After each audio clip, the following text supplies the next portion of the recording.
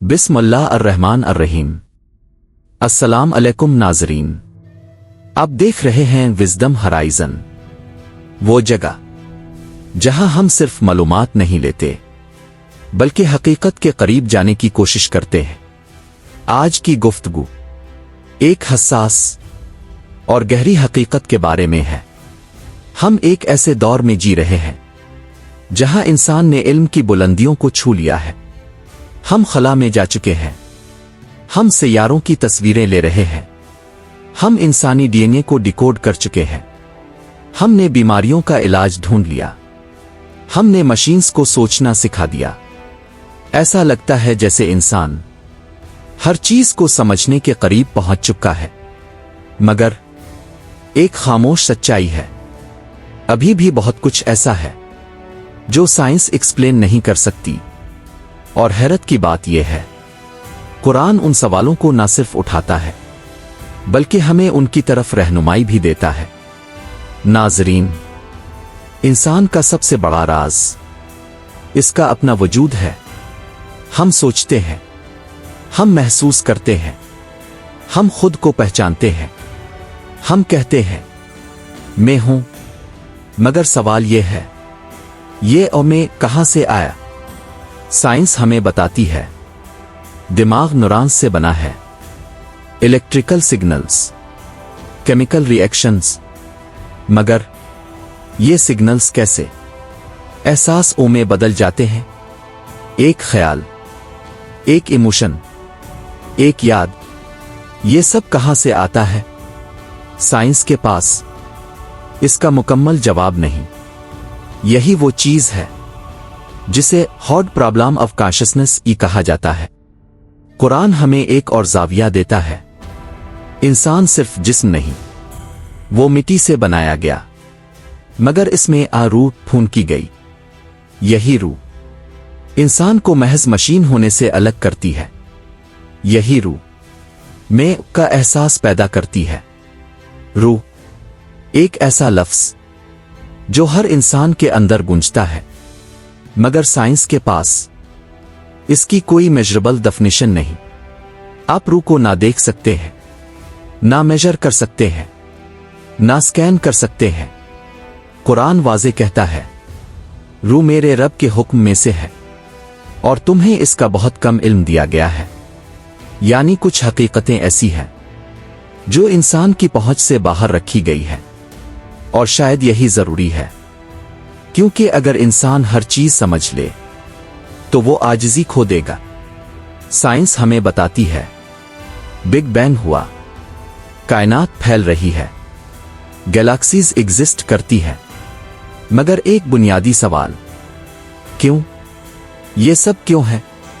Science how explain کرتی ہے، مگر وائی خاموش رہتی ہے۔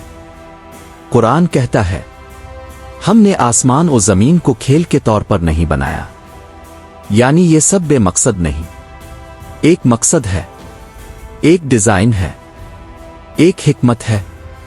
ناظرین، ہم وقت کے اندر زندہ ہیں، ہم اسے میجر کرتے ہیں، ہم اسے پلان کرتے ہیں، ہم اسے ویسٹ بھی کرتے ہیں، مگر وقت کیا ہے؟ سائنس کہتی ہے وقت ریلیٹو ہے، وہ سست بھی ہو سکتا ہے، وہ تیز بھی ہو سکتا ہے، مگر اس کی اصل نیچر ابھی بھی مسٹری ہے۔ قرآن کہتا ہے، ایک دن 1000 سال، ایک دن 50,000 سال۔ یہ ہمیں یہ بتاتا ہے وقت ایک ہی ریئلٹی نہیں ہے، یہ ڈیپینڈ کرتا ہے آپ کہاں ہیں، آپ کس لیول پر ہیں۔ یہ وہ سوال ہے جو ہر انسان کے دل میں ہے، موت کے بعد کیا ہوتا ہے؟ سائنس کے لیے جسم ختم، سب ختم، مگر انسان کا دل اس بات کو ماننے سے انکار کرتا ہے۔ قرآن کہتا ہے، موت اختتام نہیں، یہ ایک دروازہ ہے ایک نئی حقیقت کی طرف، برزخ، قیامت، آخرت، ایک مکمل سسٹم جو زندگی کو معنی دیتا ہے۔ ناظرین، ہم نے ہر چیز حاصل کر لی، کمفرٹ، ٹیکنالوجی، लक्शरी। मगर फिर भी लोग बेसुकून हैं। क्यों? साइंस कहती है डोपामिन, सेरोटोनिन, मगर ये टेम्पररी है। कुरान कहता है दिलों का सुकून अल्लाह के जिक्र में है। यानी असल सुकून सिर्फ फिजिकल नहीं, स्पिरिचुअल है। ये समझना जरूरी है। साइंस और कुरान आपस में टकरा नहीं रहे, वो मुख्तलिफ सवालों के जवाब दे रहे हैं। साइंस पूछती है ये कैसे हो रहा है? कुरान पूछता है ये क्यों हो रहा है? एक मैकेनिज्म है, एक मीनिंग है, और जब दोनों मिलते हैं तो तस्वीर मुकम्मल होती है। इंसान जितना भी सीख ले वो महदूद है। हमारी आंख महदूद, हमारी अक्ल महदूद, हमारी समझ महदूद, और यही लिमिट हमें इंसान बनाती है। अगर हम सब कुछ जान लें तो हम खुदा बनने लगें, और यही वो चीज है जिसे रोकना जरूरी है। नाज़रीन, कुछ सवाल ऐसे होते हैं जिनका जवाब फौरन नहीं मिलता, और शायद वो इसीलिए होते हैं ताकि इंसान तलाश करे, सोचे और आखिरकार अपने रब की तरफ लूटे। साइंस हमें ताकत देती है, कुरान हमें समझ देता है। साइंस हमें दुनिया समझाता है, कुरान हमें खुद को समझाता है। और शायद जिंदगी की असल हिकमत यही है, इल्म हासिल करो मगर आजिज़ी के साथ, क्योंकि जितना हम सीखते हैं हमें इतना ही एहसास होता है हम सब कुछ नहीं जानते। आप देख रहे थे विज़डम हराइज़न, जहां हम सवालों को खत्म नहीं करते बल्कि उन्हें गहरा करते हैं।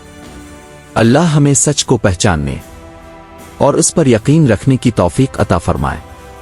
आमीन। अगर ये वीडियो आपके दिल तक पहुंची हो तो इसे जरूर शेयर करें, क्योंकि कुछ हकीकतें इंसान को बदल देती है। अल्लाह हाफिज।